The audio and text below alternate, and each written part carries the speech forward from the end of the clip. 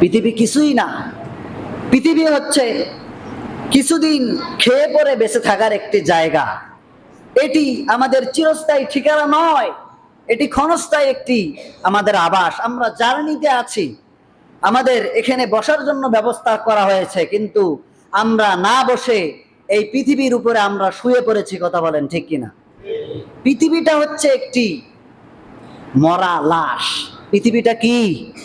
মরা লাশ। আর এই মরা লাশের উপরে আমরা, শকুনের উপরে আমরা পড়তেছি, এই মরা লাশের উপরে আমরা কারাছিরা করতেছি। মরা লাশ কে কিভাবে ভোগ করতে পারে, সেটা ন্যায় কিংবা অন্যায়, এটা আমরা কখনো কল্পনা করি না। আবার আল্লাহ তাআলা বলেছেন, অনেক কিছু তোমাকে দিয়েছি। সুন্দর একটা গাড়ি তোমার আছে, সুন্দর দোতলা বাড়ি আছে, সুন্দর তোমার মিল ইন্ডাস্ট্রি আছে, ব্যবসা আছে, চাকরি আছে। এই চাকরির জন্য অহংকার করো না। এই চাকরি দিয়ে, বংশ মর্যাদা দিয়ে, গাড়ি বাড়ি দিয়ে পৃথিবীতে কেউ সুখী হতে পারে না। আল্লাহ তাআলা বলেন যে এর জন্য তোমরা অহংকার করো না। আল্লাহ তাআলা অহংকারীকে পছন্দ করেন না।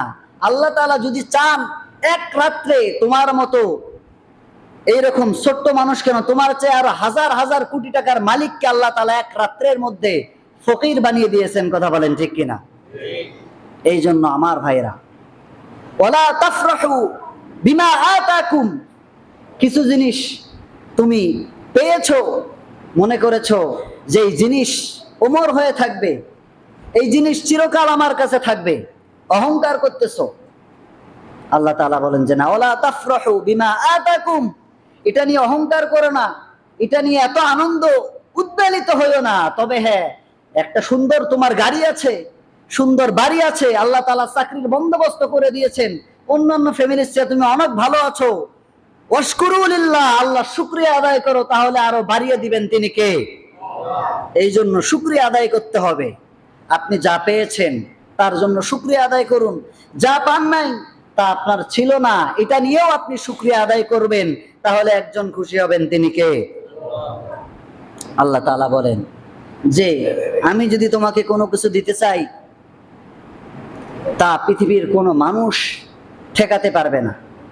আল্লাহ তাআলা বলেন, ওয়া ইয়ামসাসকাল্লাহু বিদুররিন ফালা কাশিফা লাহু ইল্লা হুয়া, আমি আল্লাহ তাআলা পৃথিবীর কোনো মানুষের জন্য যদি কোনো কিছু বরাদ্দ করি, আমি যদি তার ভান্ডারে মাপি, তাহলে পৃথিবীর কোনো শক্তি নাই তোমাকে এই রিজিক থেকে, এই আমার দেওয়া থেকে, এই রহমত থেকে পৃথিবীর কোনো মানুষ তোমাকে আটকায় রাখতে পারে।